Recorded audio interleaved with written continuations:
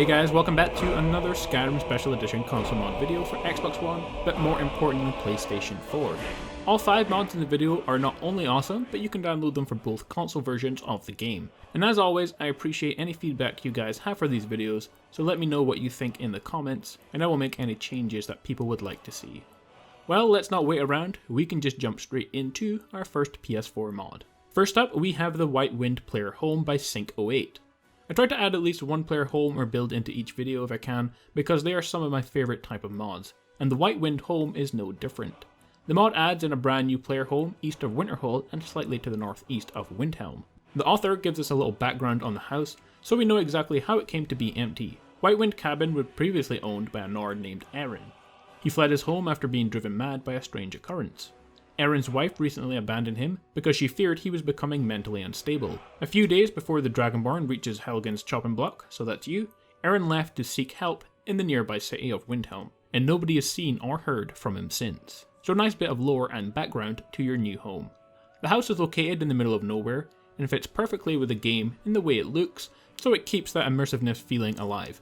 On the outside it's quite simple and small looking. You have a stable for your horse, an archery target, and it has 2 porches that have all the stuff you need to make weapons. Once you head inside, you might think at first it seems quite bare, but dig a little deeper and you'll see in fact it has everything you need. The first room has a small seating area with 1 table, 1 chair and a bench, a bar for when you get cold, and plenty of cupboard and storage space, along with weapon racks and display cases. Head downstairs and you find a small kitchen area, along with a fireplace and cooking pot. You also have your alchemy and enchanting tables on this floor. Finally, head through the door to the bedroom that has a bed, a table, plenty of storage for all your stuff. Overall, not an extravagant house, but it makes an excellent starter home since it's free and it has all the basic stuff you need. For anyone who enjoys a bit of lore and likes to play with as much immersion as possible, then this home certainly provides that. Just make sure you look out for enemies, as this house is prone to troll attacks. Project Hippie is a mod from Dreadowl that does one simple thing: adds a whole bunch of trees into Skyrim. Now you might not think that would make much of a difference to the game, but in fact it completely changes the entire feel and atmosphere of everywhere the trees are planted, and in fact is one of my favourite mods so far. What the mod does, it adds trees not only to the outside world, but also into towns and cities as well. I don't know about you, but Whiterun looks absolutely amazing with this mod, and since all the leaves are red and orange, it kinda is the perfect colour for this time of year. It'd be cool if they added it so the leaves change for the different seasons and fell off during winter, but I don't think that's a thing. Currently the only cities I've seen with trees are Whiterun and Solitude, but I'm sure the mod is a work in progress. Either way, it's worth downloading. Even if it's only to see the changes in some of the places, it makes them feel much different than any other place and definitely makes the game feel way more immersive. A small mod, but it makes some big changes, and I have to say some very awesome changes, so check that one out now. The Imperial Battlemage armor is an awesome looking armor mod by Popcorn Soda 55. The mod adds in the enchanted versions of the Imperial light cuirass armor, along with the bracers, boots, and the torturer's hood, all renamed so they are different than the original light cuirass armor. Located inside of Helgen Keep in the torture chamber, you can equip them straight away. While in appearance they look exactly like cuirass armor, they are in fact very different. Each piece has an enchantment geared towards a mage type character, allowing you to still equip and get the benefits and damage resistance of a light armor, but get the magical enchantment of robes. The boots give you an increased magic resistance of 20%. The bracers increase magicka regeneration by 100%. The hood gives you plus 50 magicka. And finally, the armor reduces destruction spell costs by 20%, alteration by 5%, and restoration by 10%. So if you're looking for something that boosts all your magic skills but acts as a light armor, then download the Imperial Battlemage armor and test it out for yourself. The Dungeon Pack by EasierRider is a cool mod that adds in 4 brand new dungeons into Skyrim.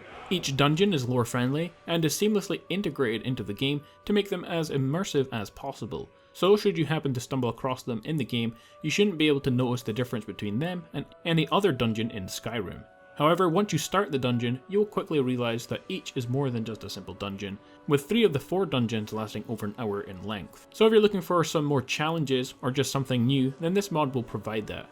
The 4 dungeons are Shatterstone Mine, a large bandit-infested mine south of Falkreath; Valaskar, a large Nord ruin northwest of Windhelm; Stonehill Refuge, a large giant cavern located beneath Stonehill Camp; and Kalbaz's Rest, a small Arkish shrine burial cave near Riften, which is the one you can see in the video. Having tested out the dungeon for myself, I have to say I'm very impressed by the design, layout, and all the textures.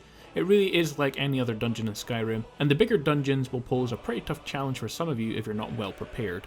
So if you're looking for a new challenge, then download this mod. You get 4 awesome new dungeons to explore.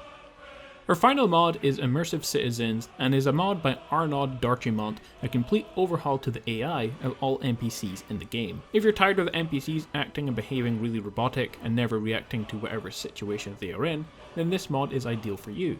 Immersive Citizens aims to make the game that much more immersive by overhauling all NPCs to make them react to both their environment and any potential threats they may face. Combat with all NPCs has been improved, and even includes a new perk with every NPC called Survival Instinct. In simple terms, what this mod does is make the NPCs assess their chances of defeating a potential enemy. If they feel as though they can defeat that enemy, they will fight. If not, they will flee and hide, rather than just every NPC fighting to death like it currently does in vanilla Skyrim. A really cool feature that the game definitely needed in my opinion. When characters flee, the places they go are also random. So it can be their home, a temple, a store, or even barracks, so it's never the same place every time, again to make the game feel more realistic. In a more detailed explanation, the survival perk is split into separate categories for the different NPCs. You get civilians, who when attacked will most likely try to alert guards, strategists, who will retreat and then attack enemies, cautious NPCs, who will flee if an enemy is more than 5 levels above them, and fearless NPCs, who will fight to the death. In vanilla Skyrim, pretty much everyone is in the fearless category. So all that is just a basic explanation of how that part of the mod works, but if you want a more detailed look, I will leave a link in the description for a more detailed look of all that stuff. Other behaviours have also been changed. Mages and thieves and archers will try to stay as far away from attackers as possible during battle, which makes perfect sense. General NPC changes to sleeping times, eating times, and their daily schedules have all been changed. NPCs will also now fill more of their roles according to their own personal stories, social rank, jobs, personalities, and relationships, including priests, hunters, lovers, farmers, soldiers, horse riders, lumberjacks, servants, and beggars to name a few, who will now do more things related to their specific roles. On top of all this, NPCs now have more dialogue, more variety of dialogue, and player interactions with each other. Never the same thing is repeated too often with each other or the player character, to keep things as immersive as possible. A whole bunch of other cool stuff has also been added that affects the player behaviours, like weather, how much free time they have, quests, work time, and the list goes on really. I could be here all day listing everything that changed. So if your NPCs are feeling a bit robotic, then definitely install this mod. The changes they make are huge, and definitely make the game way more immersive. Overall, a really awesome mod.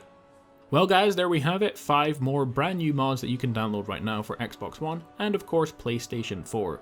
As always, if you guys have any feedback for this video, let me know in the comments. I always try to improve these videos as best I can by making changes that you guys suggest, so if you have any, let me know. As always, don't forget to leave a like, comment, and subscribe guys, and I will see you all tomorrow with another Skyrim console mod video. See you all then.